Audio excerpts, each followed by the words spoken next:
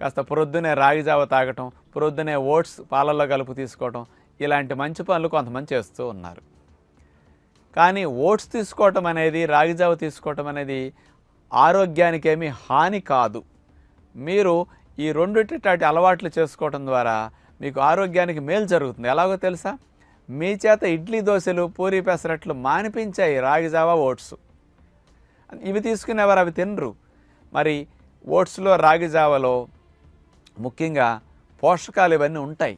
కానీ ఇడ్లీ దోశల్లో కంటే చాలా లాభాలు అన్నమాట ఇందులో.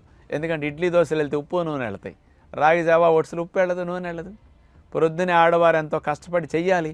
ఇప్పుడు రాగి జావ ఓట్స్ అంటే ఎవరిని అడగక్కల మనమైనా చేసుకోవచ్చు, మగవారు, ఇబ్బంది లేకుండా ఉంటుంది. అందులో ఇడ్లీ దోశల్లో ఫైబర్ ఏముండదు, ఓట్స్లో రాగి జావలో మంచి ఫైబర్ ఉంటుంది. అందులో కాల్షియం ఉండదు ఇడ్లీ దోశలు, ఉప్మా పెసరట్లో. కానీ ఇందులో రాగి జావ ఓట్స్లో మంచి కాల్షియం